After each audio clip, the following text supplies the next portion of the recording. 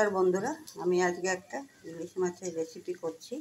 তার জন্য আমি মাছগুলোকে নুন হলুদ মাখিয়ে ধুয়ে নুন হলুদ মাখিয়ে একটু হালকাভাবে ভেজে নিয়েছি।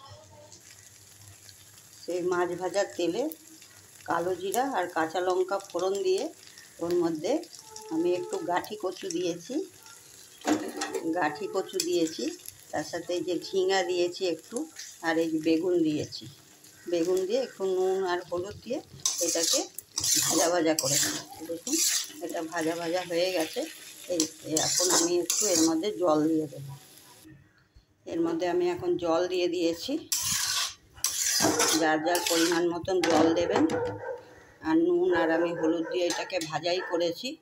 এর মধ্যে আর কিছু মশলা দেব না আমি। এটা ঝোলটা ফুটে উঠলে এর মধ্যে আমি মাছ দিয়ে দেব।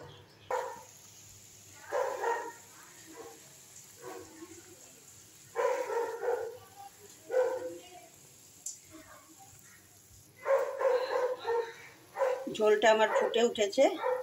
আমি এখন এই ঝোলের মধ্যে 1 চামচ ময়দা গুলে এই ঝোলটার মধ্যে দিয়ে দিব। কেন এর মধ্যে তো কোনো মশলা নেই, একদম পাতলা ট্যাল করবে।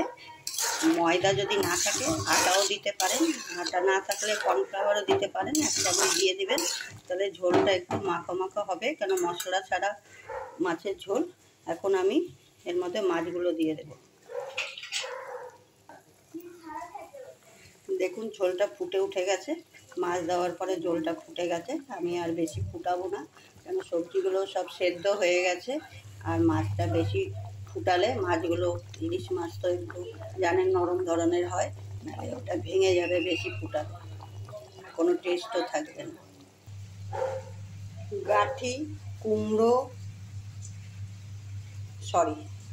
গাঠি, ঝিঙে, বেগুন দিয়ে পাতলা ঝোল ইলিশ মাছের। দেখুন, মশলা ছাড়া এমনি করে বানিয়ে খাবেন, খুব টেস্ট হয় খেতে। একবার এরকম করে বানাবেন।